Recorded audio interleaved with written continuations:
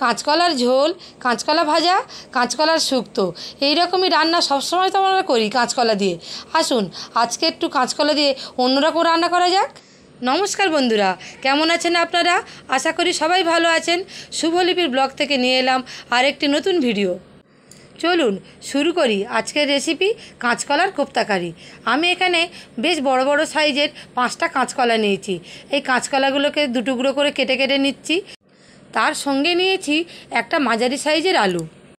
এগুলোকে আমি ভালো করে পরিষ্কার করে ধুয়ে নিয়ে উনুনে কড়াইতে সিদ্ধ করতে বসিয়ে দিলাম। এই যে দেখুন, কড়াইতে আমি দিয়ে দিলাম কাঁচকলা আলু, এর সাথে দিয়ে দিলাম জল। এর সাথে আমি দিয়ে দেবো একটু নুন, একটু হলুদ। এই হলুদ দিলে কাঁচকলার যে কষার ভাবটা থাকে সেটা একেবারে কেটে যায়। এই দেখুন আমার কাঁচকলা আলুটা কত সুন্দর সিদ্ধ হয়ে গিয়েছে।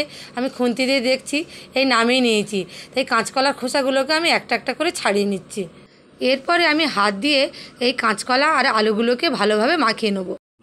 এরপরে এর সাথে আমি একে একে দিয়ে দেবো লঙ্কা কুচি, পেঁয়াজ কুচি, একটু নুন, হলুদ, একটু জিরের গুঁড়ো আর খানিকটা বেসন।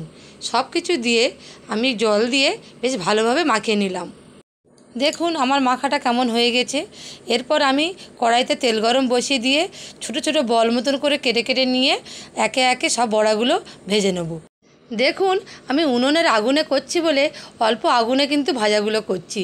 আপনারা যদি গ্যাসে করেন তাহলে লো ফ্লেমে করবেন, তাহলে বড়ার ভিতরটা কিন্তু খুব সুন্দরভাবে ভালোভাবে সিদ্ধ হবে। বড়াগুলো আমার সব ভাজা হয়ে গিয়েছে। এবার আমি গ্রেভিটা বানাবার জন্য কড়াইতে আবার তেল দিচ্ছি। তেলটা গরম হয়ে যাওয়ার পর এর মধ্যে আমি একে একে দিয়ে দেবো পেঁয়াজ কুচি, লঙ্কা কুচি, টমেটো কুচি। মশলাটা আমি তৈরি করে নেব। এর মধ্যে দিয়ে দেবো একটু নুন দিয়ে ভালো করে নাড়াচাড়া করে যাতে পেঁয়াজটা ভালোভাবে মজে যায়। তারপরে আমি এর মধ্যে একে একে দিয়ে দেবো হলুদ গুঁড়ো, একটু লঙ্কার গুঁড়ো, একটু জিরের গুঁড়ো আর একটু চিনি। সব কিছু দিয়ে আমি বেশ করে মশলাটাকে কষিয়ে নেব। কষতে কষতে যখন মশলা থেকে একটু তেল ছেড়ে যাবে তখন আমি এর মধ্যে দিয়ে দেবো খানিকটা জল।